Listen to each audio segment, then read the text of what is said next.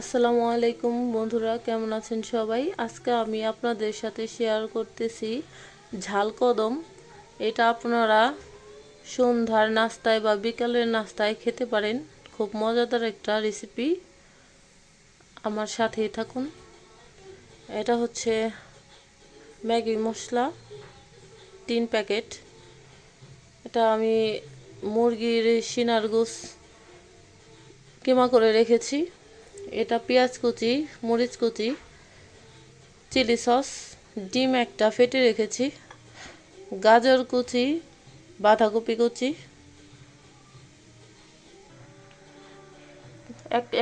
একটা একটা করে সব উপকরণগুলো ঢেলে নেব।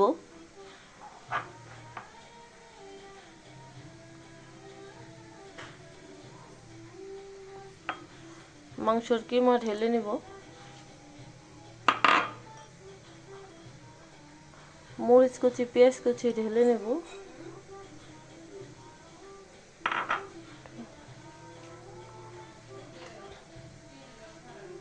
মশলা ঢেলে নেব।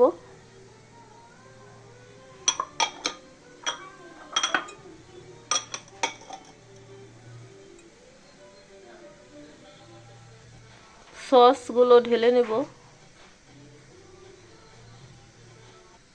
2 চা চামচ সয়া সস ঢেলে নেব।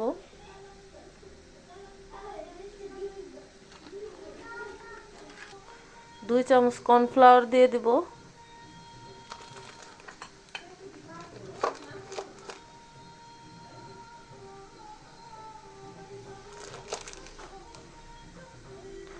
স্বাদ মতো লবণ দিয়ে দেব। ডিমটা দিয়ে দেব, ফেটে রাখা ডিমটা দিয়ে দেব। দিয়ে সব উপকরণ মাখিয়ে নিব। উপকরণগুলো আমার মাখানো হয়ে গেছে। এখন একটু সয়াবিন তেল দিয়ে মেখে নেব। এগুলো হচ্ছে বাসমতি চাল। ঝাল কদমের জন্য আমাদের বাসমতি চাল লাগবে। আমি আধা ঘন্টা আগে ভিজিয়ে রেখেছিলাম।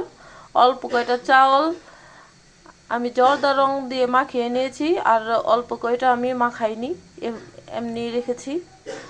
এখন এগুলোর মধ্যে বল করে একটা একটা করে নেব।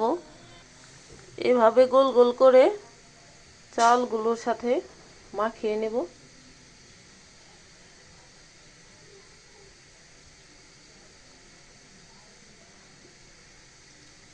এমন করে এক এক করে আমরা মাখিয়ে নেব।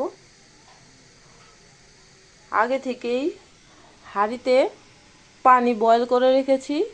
এখন আমরা এই ঝাল কদমগুলা পানির ভাপে সিদ্ধ করে নেব 15 মিনিটের জন্য।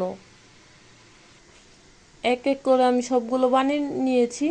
এখন দিয়ে দিয়েছি। এখন 15 মিনিটের জন্য ভাপে রেখে দেব। 15 মিনিট পরে দেখা হবে।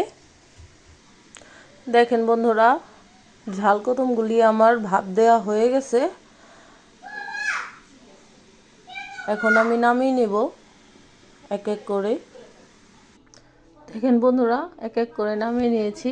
এটা হচ্ছে আমার শেষ লুক। আজকে এ পর্যন্তই। ভালো থাকবেন, সুস্থ থাকবেন। আবার দেখা হবে। আল্লাহ হাফেজ।